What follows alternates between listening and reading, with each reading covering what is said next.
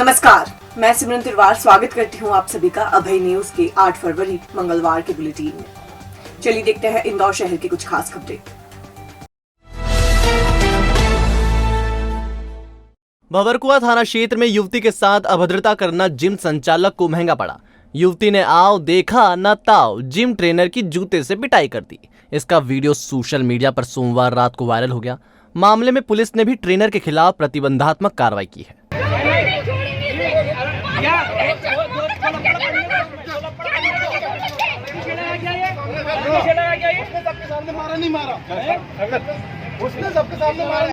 दरअसल युवती सोमवार शाम 7 से 8 बजे के बीच अंबेधाम लाइब्रेरी से पैदल अपने हॉस्टल की ओर जा रही थी।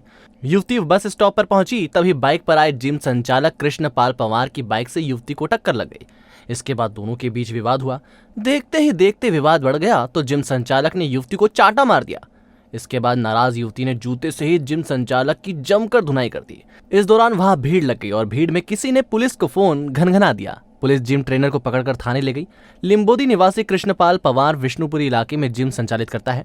पुलिस ने उसके खिलाफ मारपीट सहित अन्य धाराओं में प्रकरण दर्ज किया है।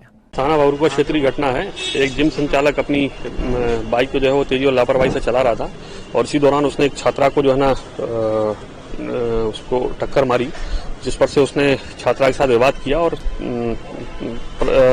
पहले उसने जो है वो छात्रा के साथ गाली गलौज की और मारपीट की, जिस पर से थाना भंवरकुआं पे अपराध पंजीबद्ध कर विवेचना में लिया गया है। साथ ही साथ जो है वो उसके विरुद्ध जो है प्रतिबंधात्मक कार्रवाई की गई है।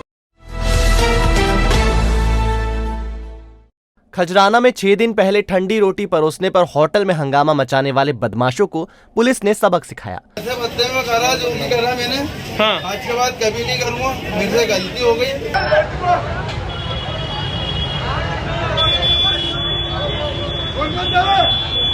गुंडागर्दी करना पाप है, पुलिस हमारी बाप है। अपराध नहीं करना किसी को, भाई अपराध की सजा देगी। सोमवार रात को बदमाशों को पुलिस उसी होटल खाना खजाना में लेकर पहुंची जहां उन्होंने चाकू लहराए थे। यहां पुलिस ने बदमाशों से झाड़ू लगवाई, टेबलें साफ करवाई, झूठे बर्तन धुलवाए और फिर उसी जगह से उनका जुलूस भी निकाला। इस दौरान पुलिस का पावर देख बदमाश हाथ जोड़कर गिड़गिड़ाते हुए बोले, गुंडागर्दी करना पाप है, पुलिस हमारी बाप है। दरअसल खजराना थाना क्षेत्र में आए दिन बदमाश आतंक मचाते हैं। कुछ दिनों पहले भी खजराना थाना क्षेत्र के लिस्टेड बदमाश रफीक परदेशी और पाउडर व उसके दोनों बेटों छोटू और फरीद, आसिफ और एक नाबालिग ने मिलकर होटल में जमकर उत्पात मचाया था। हाथों में चाकू लहराते हुए बदमाश होटल में घुसे, खाना फेंका और काफी देर तक सड़क पर भी हथियार लहराते रहे। दरअसल बदमाश नशे में होटल में खाना खाने पहुंचे थे। वहां उन्हें ठंडी रोटी परोस दी गई। इसी पर बवाल मच गया। इससे गुस्साए बदमाशों ने होटल संचालक व होटल में बैठकर खाना खाने वालों को चाकू दिखाकर धमकाया और होटल में तोड़फोड़ करते हुए खाना भी फेंक दिया। खजराना पुलिस ने हमला करने वाले तीनों बदमाश सहित नाबालिग को गिरफ्तार कर पहले खजराना क्षेत्र में सोमवार देर रात जुलूस निकाला और उसके बाद जिस होटल में बदमाशों ने तोड़फोड़ कर खाना फेंका था उसी होटल में ले जाकर टेबल कुर्सियां साफ करवाई, झाड़ू लगवाई और बर्तन भी धुलवाए। पुलिस के मुताबिक जब रफीक और उसके बेटों को पुलिस पकड़ने गई तो वो भागने लगे। इस दौरान वे गिर गए और उनके हाथ पैर में चोट आई। पुलिस ने पहले आरोपियों का मेडिकल कराया। बीते दिनों थाना खजराना क्षेत्र में एक घटना हुई थी जिसमें कि होटल में तोड़फोड़ हुई थी। उसमें सभी आरोपियों को गिरफ्तार कर लिया है और ये जो आरोपी थे इसमें रफीक पाउडर, इसका लड़का छोटू और फरीद और शाहरुख और इसका एक और लड़का आसिफ जो था और एक इसका नाबालिग भांजा था। तो सभी को पुलिस ने गिरफ्तार किया है और इनके द्वारा अपने गलती की माफ़ी भी मांगी गई है और उसमें जो भागने के दौरान इनको जो चोटें आई थी उसका हमने मेडिकल करवाया है और बाद में इन्होंने उस होटल मालिक से भी खेद व्यक्त किया और होटल में काम भी किया। Atal Indore city transport service limited जल्दी ही सिटी बस में सफर करने वाले यात्रियों को नई सौगात देने जा रहा है। इसमें कंडक्टर लेस बसें चलाने, आधुनिक बसों, electric charging station, sharing cycle से लेकर किराए में छूट तक शामिल है। AICTSL की बसों में सफर करने वाले यात्रियों को किराए में भी छूट मिलेगी। खासकर रूट नंबर 15 व 5 यानी संगम नगर से खजराना और रिंग रोड पर सफर करने वाले यात्रियों को ये छूट मिलेगी। डिजिटल ट्रांजैक्शन को बढ़ावा देने के लिए इन रूटों पर कैशलेस ट्रांजैक्शन पर यात्रियों को किराए में 20% की छूट दी जाएगी। इन कंडक्टर लेस बसों में स्मार्ट कार्ड का उपयोग कर यात्री टैप इन टैप आउट तकनीक के माध्यम से इन बसों में यात्रा कर सकेंगे। फेम इंडिया योजना के दूसरे चरण में शहर में अलग अलग जगह पर 37 इलेक्ट्रिक चार्जिंग स्टेशन बनाए जाएंगे। आने वाले समय में ऐसे कुल 76 चार्जिंग स्टेशन तैयार किए जाएंगे। वहीं महू, पीथमपुर, देपालपुर, सांवेर में भी इलेक्ट्रिक चार्जिंग स्टेशन बनाने की योजना है।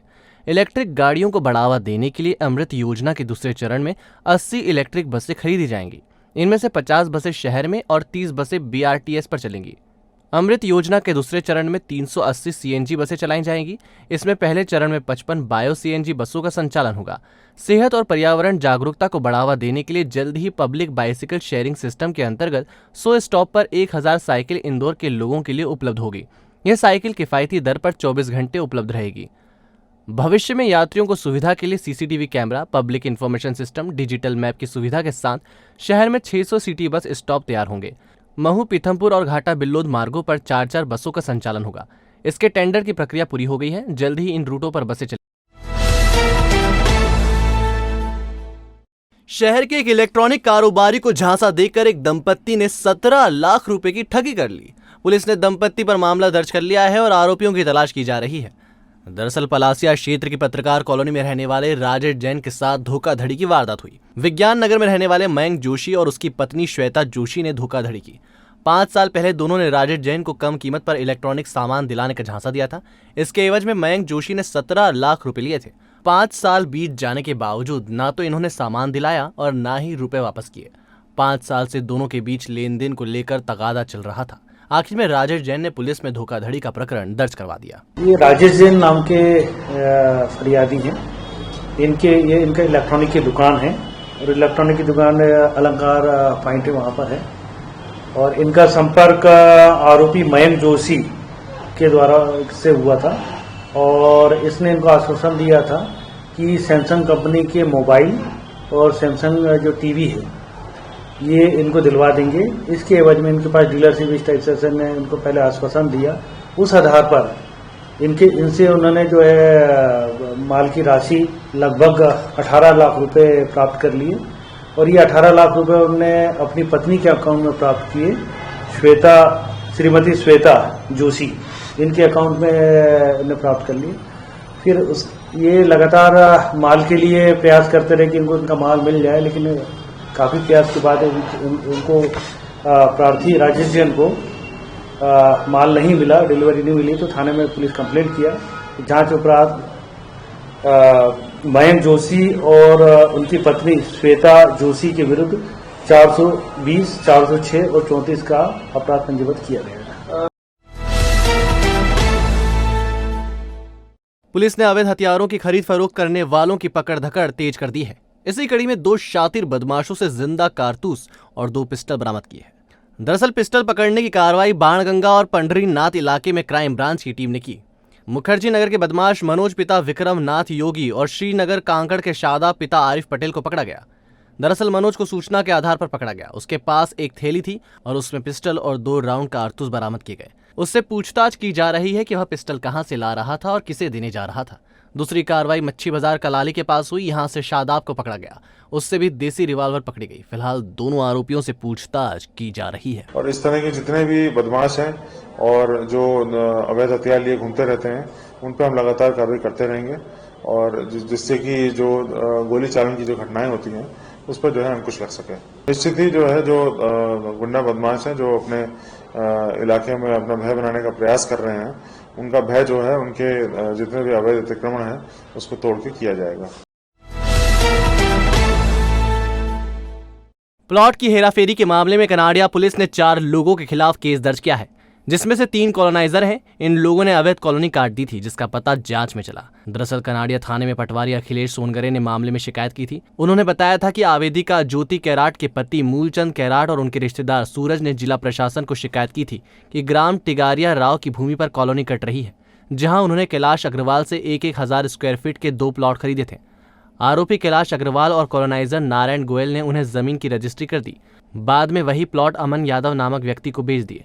अमन ने उस जगह पर दीवार बना दी। फरियादी पक्ष ने कैलाश अग्रवाल, अमन यादव, महेश अग्रवाल और नारायण गोयल से प्लॉट देने को कहा तो आरोपी धमकाने लगे। लगभग 2.5 साल पहले फरियादियों ने प्लॉट खरीदे थे, जिसके बाद से ही वह परेशान हो रहे थे। अब पुलिस को शिकायत की, जिसके बाद मामले की जांच की गई तो पता लगा कि पूरी कॉलोनी ही अवैध है।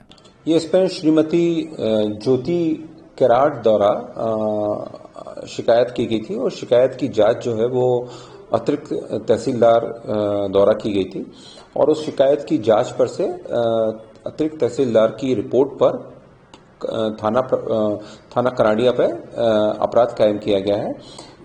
ये इसमें जो अपराध कायम किया गया है वो है कैलाश अग्रवाल, महेश अग्रवाल, अमन यादव और नारायण गोयल। इस शिकायत में नारायण गोयल द्वारा एक ऐसी भूमि जिसका ना तो डाइवर्जन हुआ था और ना ही उसका कॉलोनी की जो विधिवत अनुमति ली जाती है वो सब ली गई थी और उसमें अलग अलग लोगों को रेसिडेंशियल प्लॉट कहकर प्लॉट बेचे गए थे। बाद में एक और जो कैलाश अग्रवाल जो उसने प्लॉट खरीदा था, इसने वही प्लॉट को फरियादी को बेच दिया था और फरियादी को बेचने के बाद में जब पैसा मिल गया उसको, तो फिर उसने एक दूसरा व्यक्ति अमन यादव को उसका कब्जा दे दिया गया। तो अमन यादव जिसका वर्तमान में कब्जा है और कैलाश अग्रवाल और महेश अग्रवाल इन्होंने प्लॉट बेचा था अमन यादव को और जो चौथा व्यक्ति है नारायण गोयल उसके द्वारा कॉलोनी को काटा गया था। इस तरह से ये 4 लोगों के विरुद्ध पुलिस ने अपराध कायम किया है। कुछ दस्तावेज पुलिस को प्राप्त हो गए और अब पुलिस की विवेचना कर रही है। जल्दी इन जो आरोपी है इनकी गिरफ्तारी करेगी। फर्जी दस्तावेज लगाकर कोरोना अनुग्रह राशि निकाली जा रही है। ऐसा ही एक मामला कलेक्टर कार्यालय की जन सुनवाई में सामने आया। एडीएम पवन जैन के समक्ष सांवेर के एक व्यक्ति ने खुद के नाम से कोरोना अनुग्रह राशि निकालने की शिकायत की है। दरअसल सांवेर क्षेत्र के रहने वाले जानकी लाल को मृत बताकर अज्ञात व्यक्ति ने फर्जी दस्तावेज पेश कर उसके छोटे बेटे अभिषेक के नाम से कलेक्टर कार्यालय में अनुग्रह राशि के लिए आवेदन किया था। जानकी लाल को इसका पता भी नहीं चलता अगर पटवारी उसे जानकारी नहीं देता। ऐसे में जीवित जानकी लाल जनसुनवाई में पहुंचा और एडीएम के सामने शिकायत दर्ज कराई। जानकी लाल के मुताबिक 18 जनवरी को किसी ने उसके नाम से फॉर्म दाखिल किया। इसमें आधार कार्ड, पासबुक, कोविड-19 की रिपोर्ट लगाई और राशि जारी करवा दी। जानकी लाल ने कलेक्टर कार्यालय के सीसीटीवी फुटेज निकालकर अज्ञात व्यक्ति के खिलाफ प्रकरण दर्ज करने की मांग की है। एडीएम ने भी पूरे मामले को गंभीरता से लेते हुए सीसीटीवी फुटेज चेक करने का आदेश दिया है। मुख्य रूप से आज जो जनसुनवाई में आवेदन आया, एक आवेदन सांवेर के अभिषेक करके आवेदक हैं। उनका ये कहना है कि साहब हमारे पिताजी अभी जिंदा हैं और उनके साथ भी आए हुए थे पिताजी उनके फर्जी मृत्यु प्रमाण पत्र बनवाया गया, फर्जी उनका कोविड का सर्टिफिकेट बनवाया गया और जो कोविड अनुग्रह राशि है 50,000 की शासन से मिलती है उसके तहत आवेदन भी किया गया। तो ये जांच का विषय है कि कौन सा व्यक्ति है जिसने उनके बैंक अकाउंट नंबर को भी दिया है, आधार कार्ड भी लगाया हुआ है और फर्जी दस्तावेजों के आधार पर आवेदन किया है। तो जो दिनेश सोनरतिया जी हैं तहसीलदार, उनको कहा गया है कि पूरी जांच करें और 18 जनवरी को आवेदन दिया है तो उसके सीसीटीवी फुटेज भी देखें कौन व्यक्ति आवेदन देके गया है। वो हमें तो मालूम नहीं था, मतलब पर पटवारी जी ने बालक को बुलाया कि आपके पैसे आ गए हैं तो कुछ कागज़ ला के लगा दो और पैसे निकाल लो। जब मालूम पड़ा कि हमें मार दिया गया उन्होंने। अच्छा, तो यहाँ पे आए कलेक्टर साहब पास कि वो जिनने भी आवेदन लगाया वो सीसीटीवी चेक कर लें तो मालूम पड़े वो कौन व्यक्ति है, क्या चाहता है आपने से। तो अभी गवर्नमेंट की योजना है कोविड सहायता राशि, जिसमें मृतक के परिवार वालों को 50,000 रुपये दिए जाते हैं। तो किसी ने मेरे छोटे भाई को फंसाने के चक्कर में उसके फर्जी डॉक्यूमेंट, मतलब उसके पहले डॉक्यूमेंट लिए गए, उसका बैंक डिटेल और आधार कार्ड, पिताजी का भी आधार कार्ड उसने किसी तरह से चुराया और फिर फर्जी डायग्नोस्टिक सेंटर की कोविड पॉजिटिव की रिपोर्ट प्लस पिताजी का मृत सर्टिफिकेट उसने फर्जी बनाया, प्लस वो जो कोविड सहायता राशि का फॉर्म जो है वो फिलअप करके और सारे डॉक्यूमेंट यहाँ संलग्न कर दिए। उसकी शायद मेरे हिसाब से इच्छा ये थी कि किसी तरह से या तो वो मेरे छोटे वाले भाई को फंसाए और पिताजी को अंदर करवाए कि फर्जी डॉक्यूमेंट लगा के आपने गवर्नमेंट से 50,000 रुपये लेने की कोशिश की। पर चूँकि मेरे पिताजी जीवित थे और जब पटवारी से हमें इस चीज़ का पता चला कि आपके डॉक्यूमेंट आए हमारे पास में, उसमें आप ये परिवार समग्र आईडी लगा देंगे तो आपको 50,000 रुपये मिल जाएंगे, हम फाइल आगे पहुंचा देंगे। तो हमने बोला कि नहीं सर, मेरे पिताजी तो जीवित हैं। तो उन्होंने बोला ठीक है, आप तुरंत हमारे पास आइए। जब उनके पास हम गए तो उन्होंने हमें सारे डॉक्यूमेंट दिखाए। मैंने तुरंत उन सारे डॉक्यूमेंट की फ़ोटो ले ली और उसकी प्रिंट आउट लेके मैं माननीय कलेक्टर महोदय साहब से मिलने आया हूँ कि जो भी व्यक्ति, मैंने उसकी डेट भी निकला ली है कब 18 जनवरी को वो उसने यहाँ फॉर्म जमा किया है। तो मेरी कलेक्टर साहब से यही विनती है कि वो यहाँ का सीसीटीवी फुटेज हमें बता दें 18 जनवरी का, तो हम उस व्यक्ति को, अज्ञात व्यक्ति को पकड़ने में सर की मदद कर सकते हैं और फिर सर जो भी आवश्यक कार्रवाई करें उसके रिगार्डिंग। जितनी तेजी से तीसरी लहर में कोरोना संक्रमण फैला, उसी तेजी के साथ अब मरीजों की संख्या कम हो रही है। यह अच्छा संकेत है, लेकिन डॉक्टर और एक्सपर्ट दावा कर रहे हैं कि उन्हें मार्च अप्रैल का डर सता रहा है। सीएमएचओ डॉक्टर BS सैत्या ने बताया, पिछले 2 लहरों में कोरोना ने बड़ी तबाही मचाई, कई लोगों को अपनी जान गंवानी पड़ी। ऐसे में लोग बेफिक्र न हो जाएं। अभी भी कोरोना को लेकर सतर्क रहने की जरूरत है। सबसे ज्यादा मरीज 3,372 22 जनवरी को आए थे। इसके बाद मरीजों की संख्या घटती गई। 31 जनवरी को जब 814 नए पेशेंट्स मिले थे तो माना जा रहा था कि अब संख्या में और गिरावट आएगी, लेकिन 1 फरवरी को फिर 1438 नए पेशेंट्स पाए गए। बहरहाल उसके बाद फिर संख्या नहीं बढ़ी। माना जा रहा है ये तीसरी लहर का पीक ही था, क्योंकि अब 1 फरवरी से लगातार संक्रमितों की संख्या में कमी आ रही है। सोमवार को जारी हेल्थ बुलेटिन के मुताबिक 9,489 सैंपल की जांच में 335 नए संक्रमित सामने आए। हालांकि 3 मौतें भी दर्ज हुई हैं। अब शहर में कुल मरीजों का आंकड़ा 2,04,982 पर पहुंच गया है। इनमें से 1,98,128 मरीज स्वस्थ होकर लौट भी चुके हैं, यानी रिकवरी रेट 96.66% हो गया है। वहीं 3 मौत के साथ कुल मौतों का आंकड़ा 1448 हो गया है। जिले में अब एक्टिव केस 5,406 बचे हैं। और ख़त्म तो नहीं कह सकते, क्योंकि अभी भी केस काफ़ी बड़े हुए हैं। हमारे लिए तो ये है कि एक भी केस आ रहा है तो उसमें हम किसी भी तरह की लापरवाही नहीं करें, क्योंकि अभी भी निरंतर आपको कोविड प्रोटोकॉल और जो बिहेवियर है उसको आपको निरंतर पालन करते रहना पड़ेगा, क्योंकि जब तक पूरे 0 केस नहीं हो जाए तब तक हम लोग नहीं मान सकते कि हमारे यहाँ इंदौर जिले से कोरोना ख़त्म हो गया है। अवेयरनेस थी तो वैक्सीन भी काफ़ी लोगों ने लगाया, तो उसी वजह से जो साइड इफेक्ट जो होना, यहाँ पे जो कह सकते हैं कि जो गंभीर परिणाम उसके होते थे कि कोविड के, वो कोविड की वजह से उनका गंभीर ऐसे लक्षण आए नहीं उनमें, और माइल्ड लक्षण करके सर्दी खांसी में कि वो कम हो। और अब खबरें दे दनादन। इंदौर के बजरंग नगर में रहने वाली मंजूबाई लक्ष्मीबाई नगर रेलवे स्टेशन से ट्रेन में सवार हुई थी। वह गेट के पास ही खड़ी थी, लेकिन इंदौर स्टेशन के आने के पहले पैर फिसल गया, जिससे मंजू ट्रेन की चपेट में आ गई और उसकी मौत हुई। मंजूबाई नर्मदा स्नान के लिए बड़वा जा रही थी। जीआरपी ने मर्ग कायम कर शव को पोस्टमार्टम के लिए MY अस्पताल पहुंचाया है। एरोड्रम पुलिस और क्राइम ब्रांच ने संयुक्त कार्रवाई करते हुए जिला बदर बदमाश को क्षेत्र में घूमते हुए पकड़ा है। आरोपी के विरुद्ध 8 से अधिक अपराध दर्ज हैं। आरोपी का नाम आशीष उर्फ बब्बू गिरी है। उसे कालानी नगर सब्जी मंडी चौराहे से घेराबंदी कर पकड़ा गया। उक्त जिला बदर आरोपी जिला बदर आदेश का उल्लंघन करता हुआ कल कालानी नगर क्षेत्र में पाया गया और वहां उसकी उपस्थिति पाने पर पुलिस द्वारा उसे राउंड अप किया गया है और उसके विरुद्ध धारा 14 NSA के तहत प्रकरण पंजीबद्ध कर आज उसे जेल भेज दिया।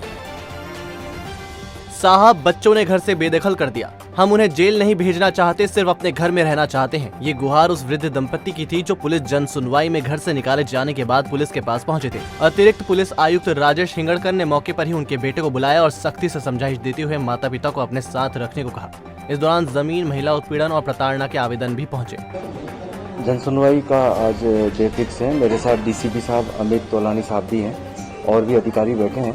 40 आवेदन आए हैं, तो प्रयास हमने किया है कि यहीं पे उनको न्याय मिले और कानूनी कार्रवाइयाँ जितनी हो सकती है संबंधित अधिकारियों को हमने बताया है, तो शीघ्र करें, उसका निराकरण हम लोग कर रहे हैं। तो आपने देखा इंदौर का आज का हाल। कल फिर मिलेंगे इसी समय। नमस्कार।